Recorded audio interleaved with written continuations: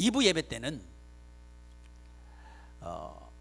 성삼위 하나님께서 우리가 천국 생활을 하도록 하기 위해서 동역하셨고 또 함께 하심으로 우리에게 생명을 주셨다 하는 부분을 이해했고, 또 그 동역이 삼위일체 하나님께서 하나님의 나라 생활을 하신 것처럼 우리도 그 구조로 이 세상에서 천국 생활을 할 수 있도록 축복 기관인 교회를 주셨다 하는 부분도 이해했습니다. 그래서 교회는 축복 기관입니다. 천국 생활을 하도록 하는 기관입니다. 기관을 구조라고 말씀을 드렸고, 구조 안에 있다고 말씀을 드렸고, 이 구조 안에 있을 때 그 구조는 힘이 있습니다. 구조는 뭐가 있다고요? 힘이 있어요. 그것을 권세라고 하는 말씀으로 우리가 함께 나눴습니다. 특별히 이 권세는 성령님의 능력으로 현실화됩니다. 이제 저와 여러분들이 이 나그네 세상에서 천국 생활을 하려고 하면 그 구조가 우리에게 주는 권세가 내 권세가 될 때 가능하게 됩니다. 구조만 있다고 하면 안 되고 구조의 안에 있는 능력이 나의 능력이 되어야 됩니다. 그 능력이 성령 하나님께서 우리에게 주신 권세인데, 이 권세가 나의 권세가 되도록 하기 위해서 믿음으로 영접하고, 그러면 하나님의 자녀 권세로 살게 된다 하는 부분도 우리가 알았습니다.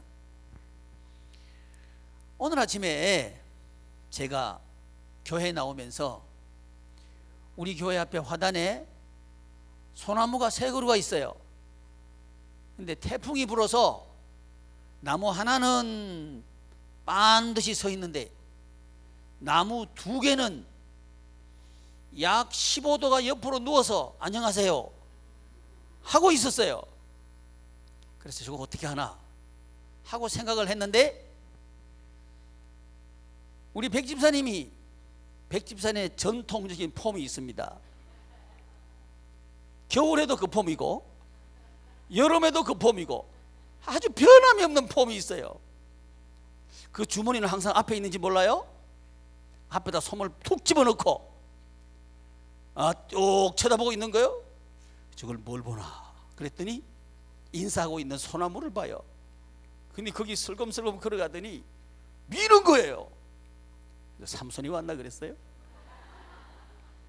근데 그 소나무가 반드시 서는 거예요. 아유, 담이 넘어갈까 봐 걱정했어요. 담에 올라서서 밀었거든. 담도 제법 든든했어요. 담도 안 넘어갔어요. 세워놓고는 이제 공사 현장에 가서 흙을 좀 퍼다 와서 그 나무에다가 다시 흙을 보충을 했어요. 그러나 뒤에 어디서 봤는지 노건을 준비해 와가지고 묶기 시작했어요. 반드시 선 나무에다 묶고 15도 인사하는 나무 두 개다 같이 반드시 묶었어요. 그래 놓고는 묶고 있는데 우리 김법주 집사님이 운행하고 와서 그거 들러붙더라고. 들러붙어서 좀 도와주는 것 같아. 뭘 도와줬어요?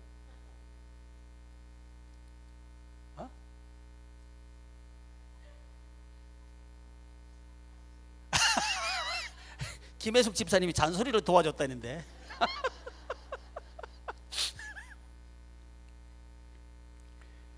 새 나무를 연결하는 걸 제가 봤습니다. 아하, 그렇구나. 연결하면 넘어지지 않겠구나. 아마 이렇게 생각한 것 같습니다. 구조. 여러분, 교회라고 하는 것은 성도들이 하나로 연결되면 혼자서는 넘어지기 쉽지만 서로 연결된 구조를 가지고 있으면 넘어지지 않습니다. 그래서 제법인데 그렇게 생각했어요? 점심을 먹었습니다. 그런데 우리 남성들이 들어가더니 전도 천막을 주섬주섬 가지고 와요. 누가 입구를 찔렀는지 자발적으로 나왔는지는 모르지만 어쨌든 우리 남성들이 천막을 들고 나왔어요. 지지대를 펼쳐놓고 그 위에다가 천막을 뒤집어 씌웠어요. 내용물은 갖다 놨는지는 모르지만 하여튼 그 일을 했어요. 아하, 우리 남성들이 돼가고 있구나, 엄청 잘하구나, 잘하고 있구나 하는 생각을 했습니다. 박수 한번 쳐줘봐요.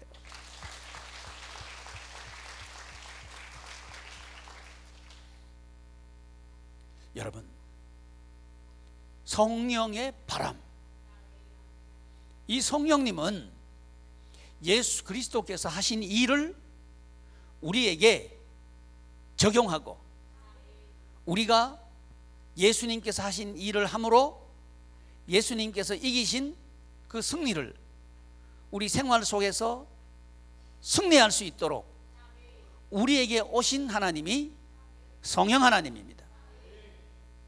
원래는 이 성령 하나님이 성부 하나님께서 성령 하나님으로 말미암아 우리 코에다가 생기를 불어 넣어 주셔서 우리 속에 있게 된 그 하나님이 성령 하나님입니다. 근데 이 성령 하나님을 우리가 쫓아내버렸어요. 이유가 뭐냐면 내가 주인 되려고, 내가 왕 되려고 해서 쫓아내버렸습니다. 여러분, 내가 주인 된 것 또는 세상이 주인이 되는 것, 이것은 죄입니다. 성령 하나님은 죄를 보면 소멸해 버리십니다.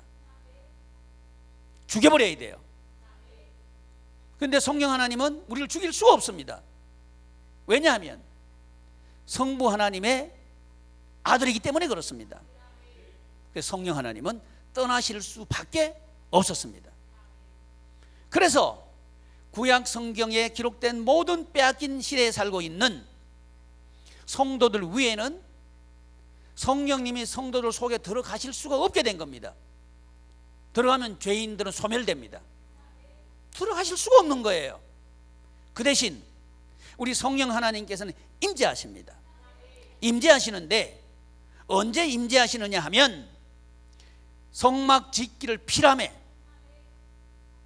성막은 성부 하나님께서 우리에게 천국 생활을 하도록 주신 축복의 기관입니다. 축복의 기관입니다. 이 기관 짓기를 필요하며 다 지었어요. 그랬을 때 그 위에 임재해 계신 겁니다.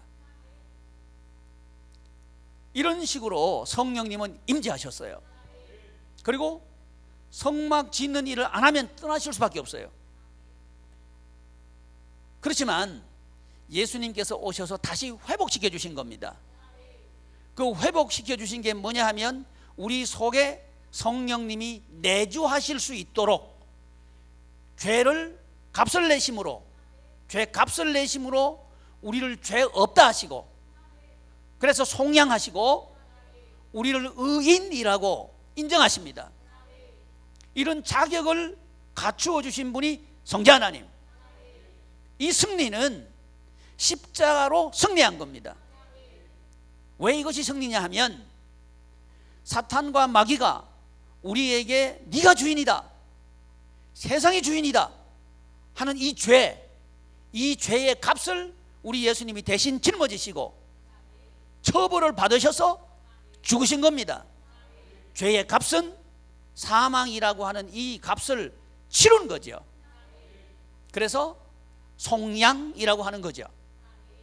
그래서 우리는 여전히 죄인이지만 용서받은 죄인이 된 겁니다. 이렇게 해서 우리는 자격적으로 성령님이 마음껏 우리 속에 오실 수 있는 모든 준비를 예수님을 통하여 완비된 겁니다. 우리 예수님께서는 가시면서 성령님을 보내주신다고 약속하십니다.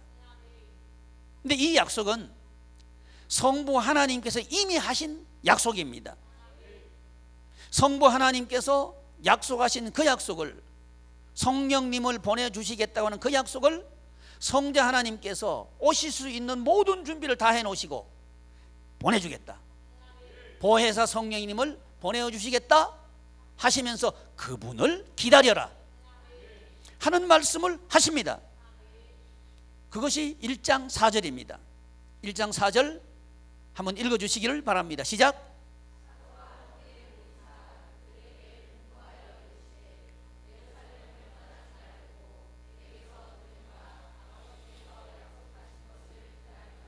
아멘. 사도와 함께 모이사 그들에게 분부하여 이르시되 예루살렘을 떠나지 말고, 예루살렘을 떠나지 말고, 이 예루살렘에서 예수님은 처형당하십니다. 이 예루살렘은 믿는 사람들에게 환난과 핍박이 피비린나가 끊임없이 진동하는 그런 고난의 도시입니다. 놀랍습니다. 우리 예수님은, 부활하신 예수님은 그 예루살렘을 떠나지 말라고 하시는 거예요.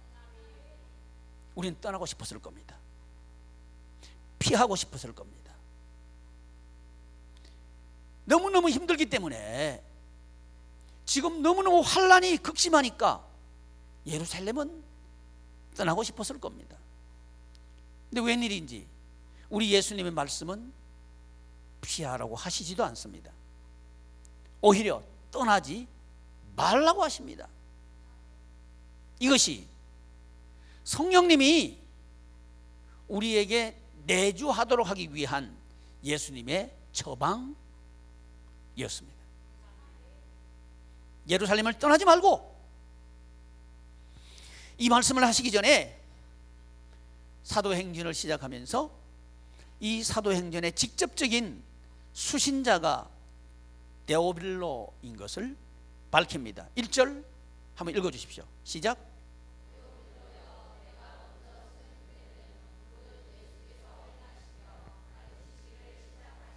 아멘. 데오빌로요. 이 사도행전의 1차적인 수신자는 데오빌로입니다. 근데 이 데오빌로에게 이 말씀을 하신 것은 사실은 이게 처음이 아니죠. 먼저 쓴 글에는, 하는 말씀을 보면 먼저 쓴 글이 있다는 얘기입니다.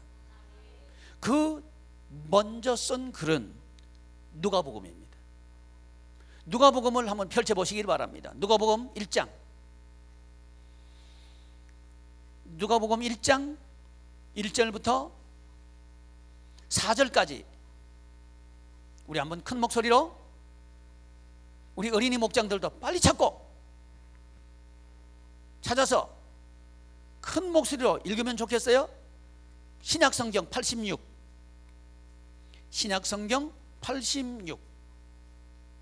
시어기 목장 다 찾았어요?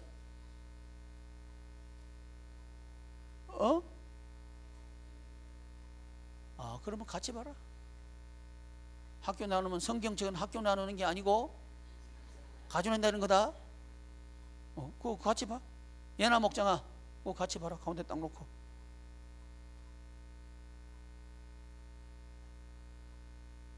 딱 붙어가지고 봐라. 자, 큰 소리로 시작.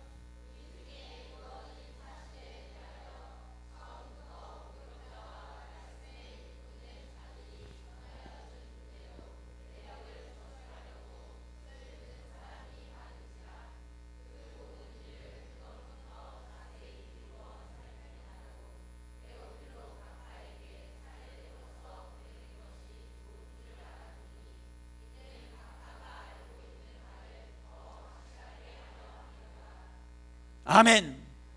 데오빌로 각하에게. 누가복음의 1차적인 수신자는 데오빌로라는 겁니다. 그래서 사도행전에서 내가 먼저 쓴 글, 이 글은 누가복음을 말합니다. 그렇다면 사도들의 이 행전, 사도들이 행동한 것을 기록한, 사도들의 삶을 기록한 사도행전과 예수님의 사역을 데오빌로에게 소개하면서 우리에게 계시한 누가복음은 긴밀한 관계가 있음을 알게 됩니다. 그렇다면 누가복음의 핵심적인 주제는 뭐냐 하면 누가복음 1장 1절에 잘 나타나 있습니다. 1장 1절 한번 읽어보시면 좋겠습니다. 시작. 우리 중에 이루어진 사실에 대하여. 이 말씀은 누가복음에 앞으로 기록될 누가복음의 모든 계시된 말씀, 기록은 사실이다, 실제다, 실제 이루어진 일이다 하는 것을 말씀하고 있습니다. 따라서 이 누가복음과 사도행전은 하나님께서 동일한 인간 저자를 통해서 동일한 관점에서 기록된 것임을 누가복음에 시작하면서 기록한 그 수신자와 사도행전을 시작하면서 사도행전의 1차적인 수신자가 동일한 인물인 것을 나타내므로 누가복음의 성격과 사도행전의 성격이 동일함을 나타내고 있습니다. 그래서 누가복음이 예수님께서 실제로 하신 일인 것처럼 사도행전에 기록된 사도들의 생활도 실제로 일어난 일이다 하는 것을 우리에게 가르쳐주고 있습니다. 이 사도행전이 사도들의 행동으로 끝나는 게 아니고 사도들의 삶이 바로 저와 여러분들의 삶이 되기를 우리 하나님께서 원하셔서 사도행전의 기록 스타일을 끝마침을 다시 우리의 행동으로 연속되기를 원하시는 끝맺음을 하고 있다는 겁니다.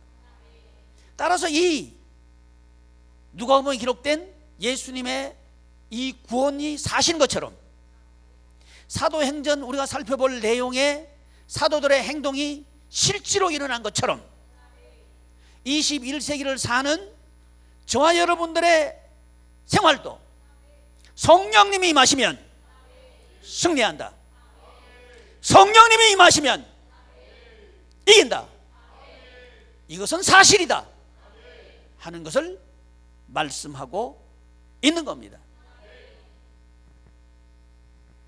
그 사실의 결론은 기쁨입니다. 누가복음을 끝맺으면서 우리 하나님께서는 실제로 이루어지는 게 뭐냐? 기쁨이다. 그 기쁨은 인간이 주는 기쁨이 아니고, 그 기쁨은 소유가 주는 기쁨이 아니고, 그 기쁨은 하나님이 주시는 기쁨이다.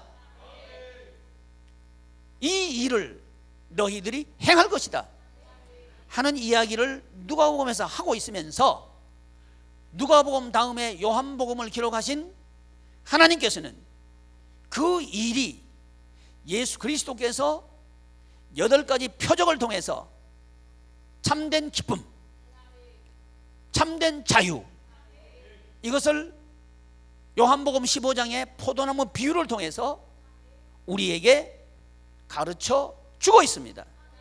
그 일이 요한복음 1장 12절에 영접하는 자, 곧 그 이름, 그 이름은 예수 그리스도의 이름을 말합니다. 예수 그리스도의 이름은 예수 그리스도께서 하신 일을 말합니다. 그 이름을 믿는 자들에게는 하나님의 자녀가 되는 권세를 주셨다. 하나님의 자녀가 되는 그 권세는 예수님이 하신 일을 믿고 믿음으로 그 일을 우리가 할 때 그 권세는, 하나님의 권세는 내 권세가 된다 하는 말씀을 요한복음에서 8가지를 통해서 예수 그리스도는 하나님이시고 예수 그리스도께서 하신 일은 기적이고 이 기적은 바로 우리들의 권능이 된다 하는 것을 가르쳐 주시면서 예수 그리스도께서 하신 이름을 믿는 것이 뭐냐? 표적의 8번째 표적에서 내 양을 먹이는 거다, 내 양을 치는 거다. 그러면서 그 일을 우리 예수님께서는 베드로에게 부탁하십니다. 이렇게 해서 요한복음은 이 일을 부탁함으로 마칩니다. 이 예수님의 사역을 기록한 요한복음이 끝나는 부분, 여기서 베드로를 통해서 우리에게 하라고 하신 주님의 양, 예수 그리스도의 양을 먹이는 이 일을 한 것을 기록하고 있는 게 사도행전입니다. 이 일이 실제적으로 가능합니까? 사람들은 이거 묻고 싶을 거예요. 그래서 우리 하나님께서는 누가를 통해서 예수 그리스도께서 하신 일이 실제이고 사실인 것처럼 예수님의 양을 먹이고 예수님의 양을 치는 이 일이 사도들이 행함으로 그들이 하나님이 주신 기쁨을 누렸고 참된 자유를 누리게 되었다. 이것은 실제다. 그래서 사도행전에 기록된 모든 사람들은 실제 인물입니다. 베드로도 실제 인물입니다. 바울도 실제 인물입니다. 우리도 실제 인물입니다.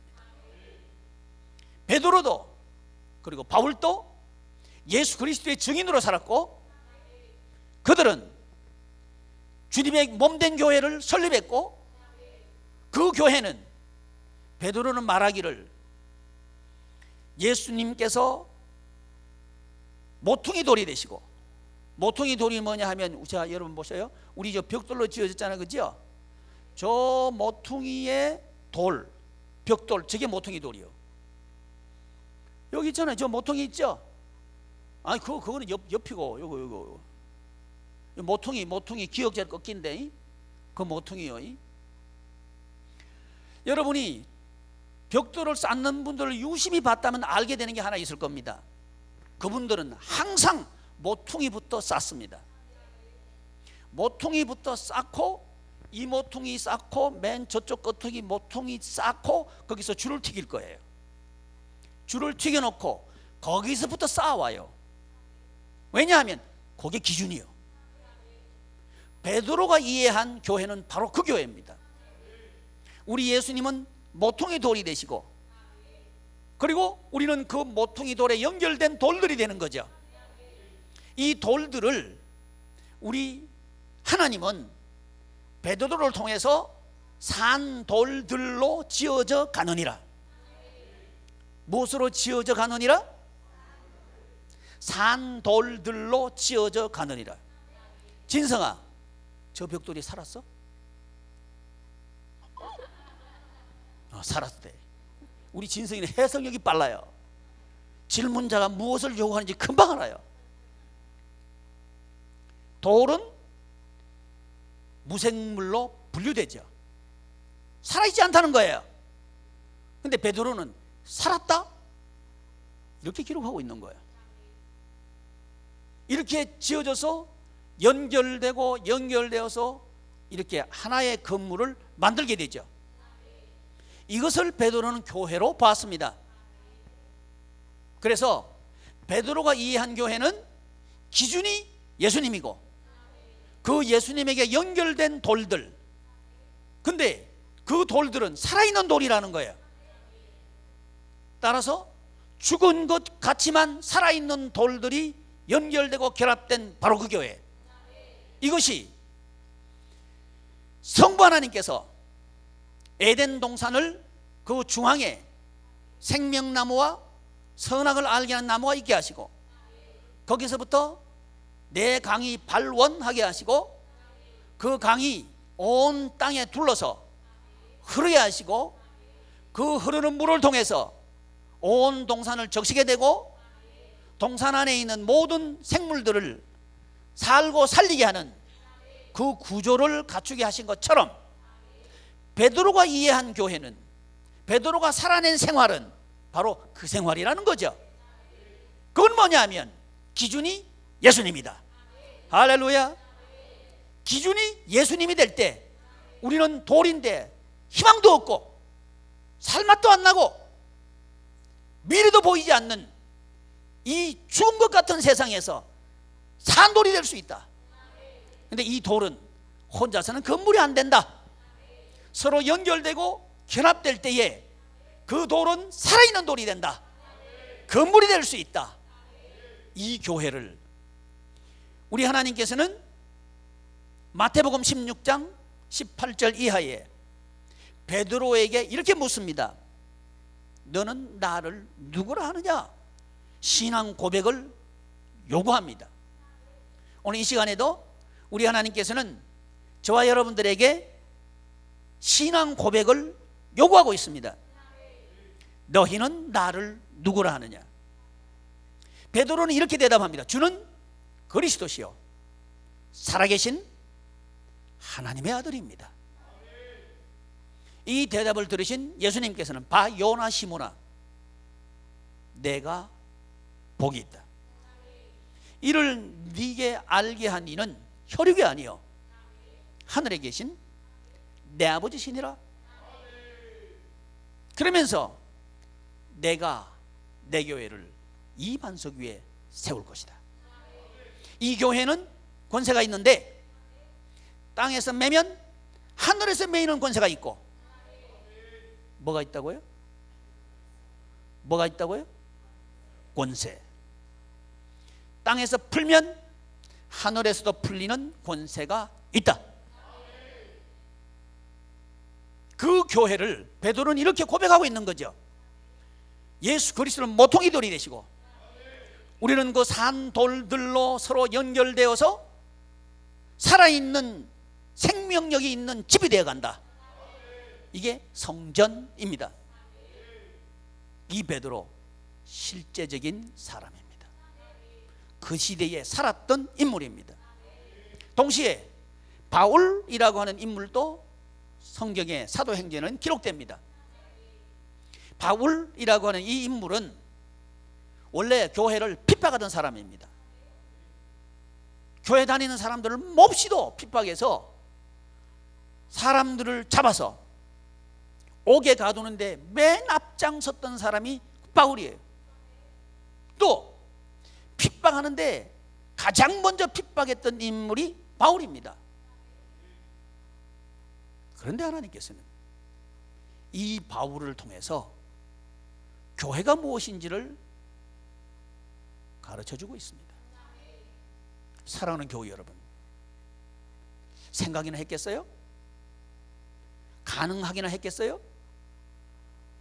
여러분 주변에 있는 가족이나 여러분 주변에 있는 친구나 여러분이 교회 다닌다고 핍박하고 고통을 주고 하는 이 일에 앞장섰던 사람이 바울이 될 줄을 여러분은 상상이나 할 수 있겠습니까? 그런데 성령님이 오시니까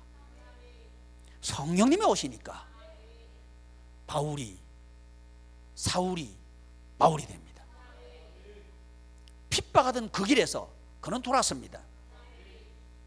그리고 예수는 그리스도다, 예수님은 메시아다 하고 전도하기 시작합니다.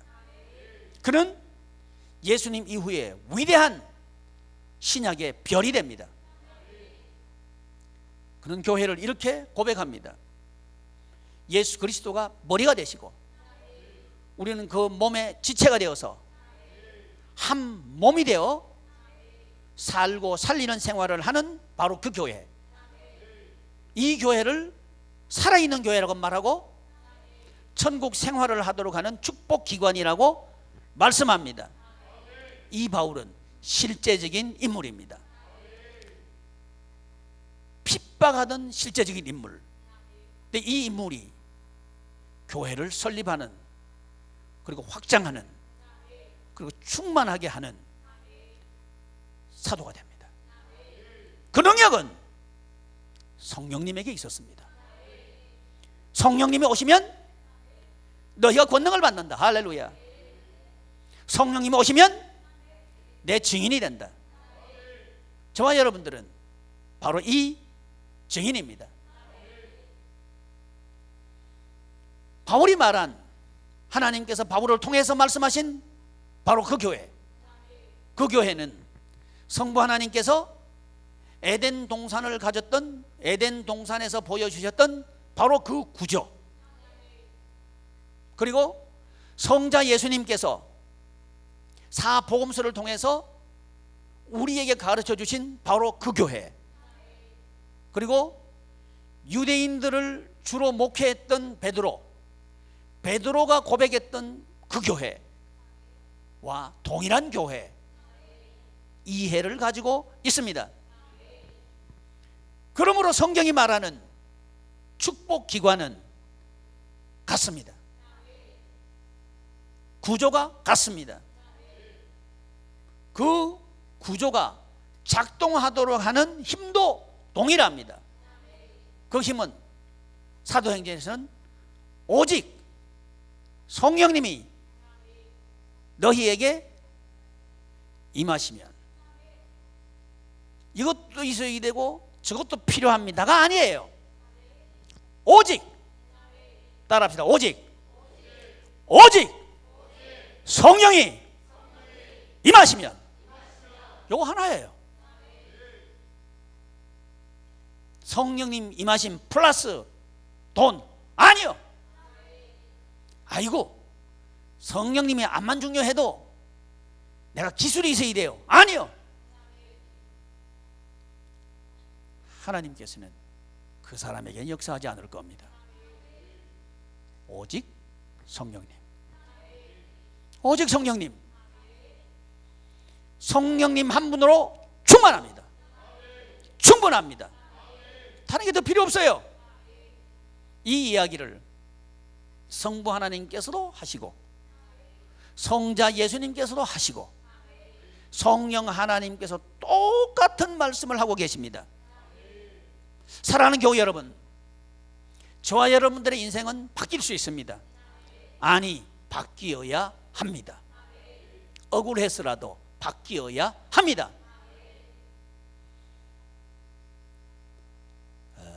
우리 포비전반이요, 차고 넘쳐요. 그래가지고요, 의자 하나 가져와도 안 돼요. 2개 가져왔어요. 2개 가져와도 부족해요. 그 내 방에 있는 소파 가져와서 앉았어요. 중학생 찬진이가 앉아. 찬진이 어디 갔어요? 찬진이 갔어요. 찬진이가 앉았어요. 우리 공부를 열심히 하는데 찬진이가 가만히 소리도 없이 앉아 있어요. 찬진이한테 내가 물어봤어요. 내가 지금 뭔 얘기를 했냐 그랬더니 모른대요. 그래서 뭐 했냐 그랬더니 멍 때렸어요. 제가 그랬어요. 멍 때려도 좋다. 여기 앉아있는 게 어딘데? 그 칭찬해 줬어요. 그런데 아이고, 우리 포비전반에서 제가 그런 얘기 했어요. 여러분, 이 세상에 인간들 살아가는 건요, 시대를 불문하고 비슷합니다. 봉건 사회도 그렇고요, 전제 군주국가도 그렇고요, 우리 살고 있는 자본주의도 그렇고요, 저 위에 김정은이 하고 있는, 저거는 김정은이는요 그 공산주의 아니에요. 저건 독재예요. 그건 좀 다른 분야예요. 독재해도 뭐 똑같아요. 똑같다 얘기했죠. 포비전 반장 답이 뭐라 그랬어요? 자본주의도 아니고 공산주의도 아니고 보수도 아니고 진보도 아니고, 답이 뭐라 그랬어요? 할렐루야! 박수 한번 쳐줘봐요. 우리 반장 잘 뽑았어요.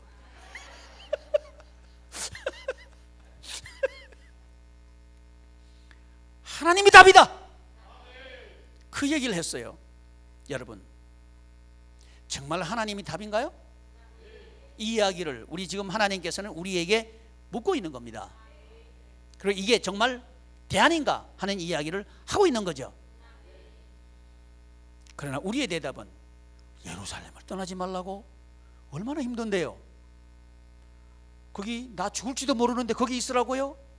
너무하지 않습니까? 입장 바꿔놓고 생각해 보세요. 그 말 함부로 할 수 있어요?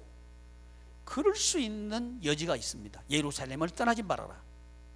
이 이야기를 만약에 여러분의 목장이 한다면 그리할 수밖에 없지 않을까요? 내 입장 대봐 목장님, 그렇게 하지 않을까요?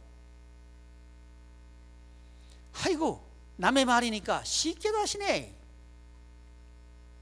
이렇게 하지 않을까요? 그러나 성령 충만을 받은 사람들은 그리하지 않았습니다. 예루살렘을 떠나지 말고, 아멘! 예루살렘을 떠나지 않습니다. 환난이 와도 두렵지 않습니다. 핍박이 몰아닥쳐도 두렵지 않습니다. 왜냐하면 권세가 내게 있는 거예요. 하나님의 권세, 내 권세. 하나님의 권세를 똘똘 뭉친 사람은 두렵지 않습니다. 여러분, 비겁하게 도망다니면서 살 겁니까? 아니면 당당하게 극복하면서 사실 겁니까? 이건 우리의 선택입니다. 그러나 우리 능력은 할 수 없습니다. 성령님이 임하시면 우리가 변합니다. 비겁하게 예수님 모른다고 도망갔던 베드로, 에이 교회 다녀도 별거 아니여, 세상이 최고여, 동역자들까지도 끌고 갔던 베드로, 그 베드로를 우리 예수님은 교회의 기둥으로 세우십니다. 우리 하나님께서는 오늘 저와 여러분들을 세우시기를 원합니다. 축복 기관의 기둥으로 세우시기를 원하십니다. 혹시 내가 도망갔다고, 내가 피했다고, 나는 쓰지 않을 거야, 이런 생각을 하지 말기를 바랍니다. 우리 예수님은, 부활하신 예수님은 바로 그 베드로를 찾아가십니다. 그리고 그를 다시 세워주십니다. 우리 주님께서는 우리를 지금 다시 세우기를 원하십니다. 패배주의에 젖어있는 우리를, 도망갔던 비급자 우리를, 그리고 도망갔기 때문에 스스로가 작아진 우리를 부활하신 주님은 찾아오셔서, 아니야, 너에게는 권세가 있어, 일어나라, 그리고 빛을 발하라. 이사야를 통해서 말씀하신 그 하나님의 말씀은 오늘 또 우리를 이렇게 세우시기를 원하십니다. 일어나라, 빛을 발하라, 이 말씀을 하고 계시는 거죠.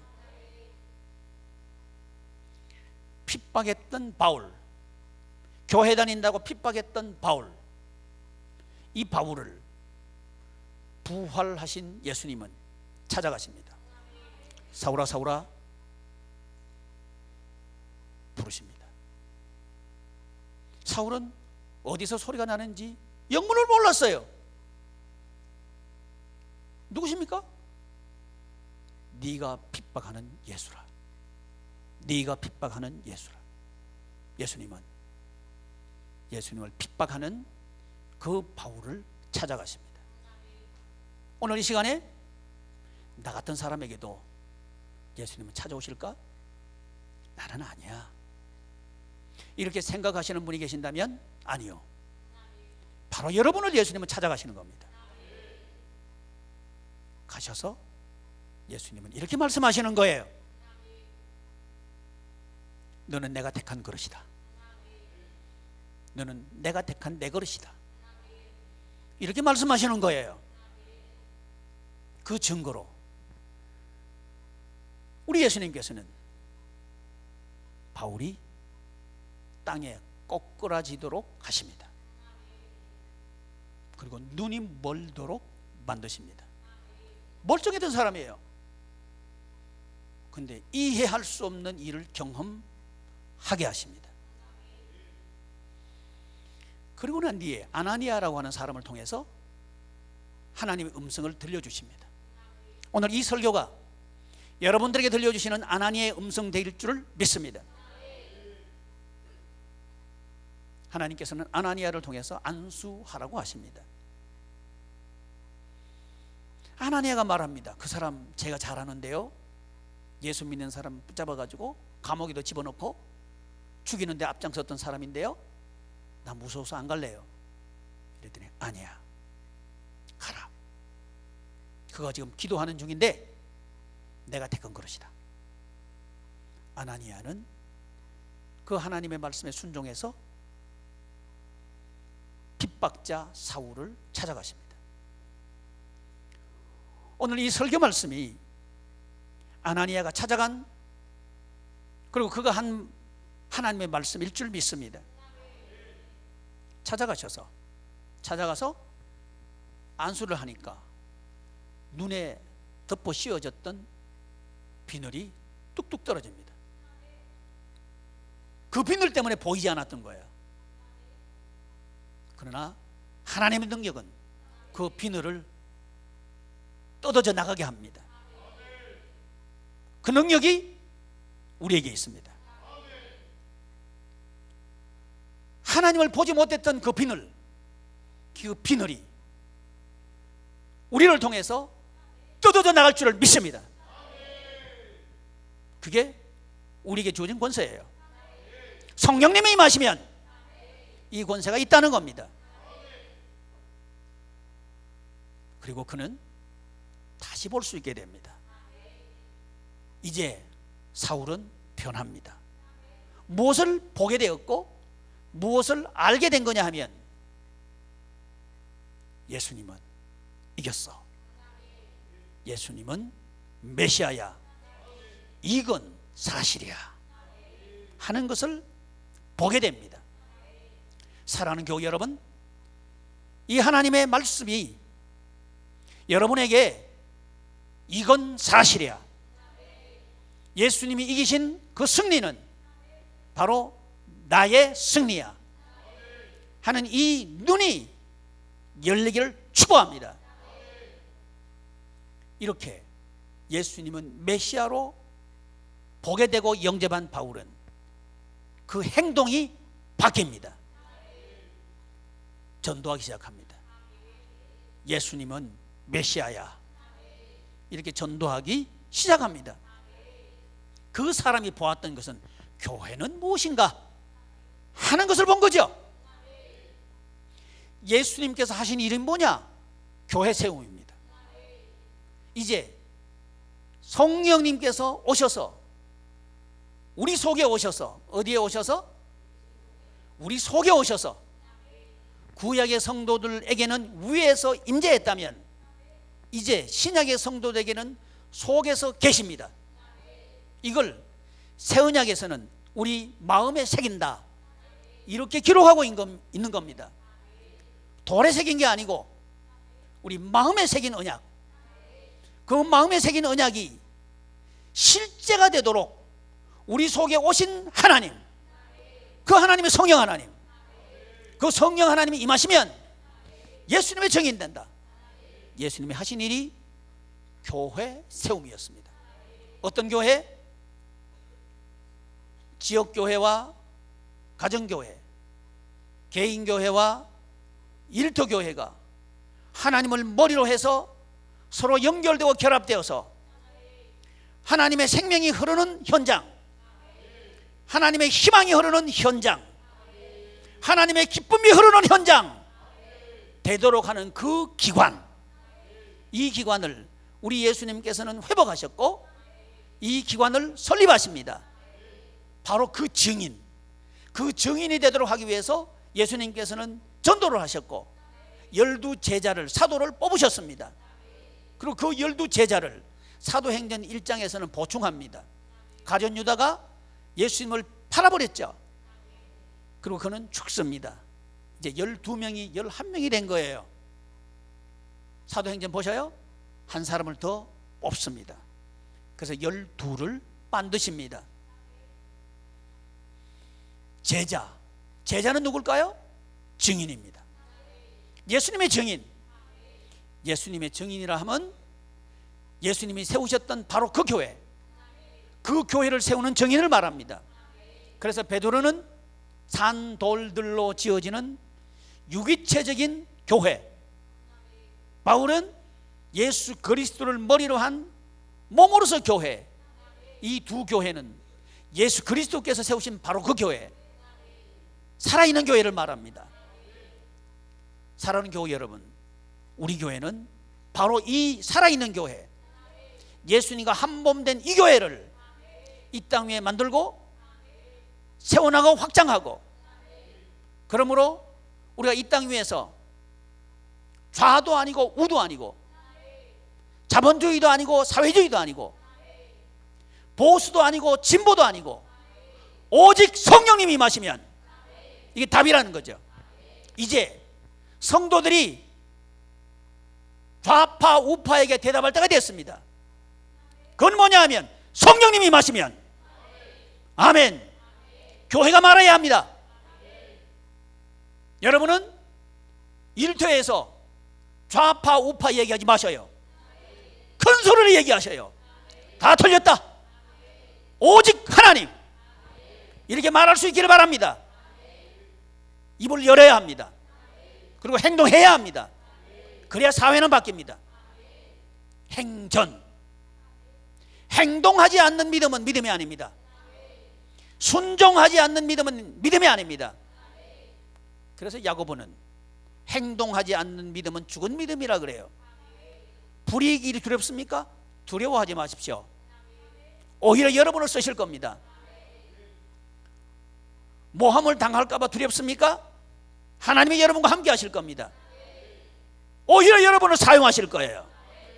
이 세상을 바꾸기 시작할 겁니다. 놀라운 일이 벌어질 겁니다. 여러분들 스스로 기쁠 겁니다.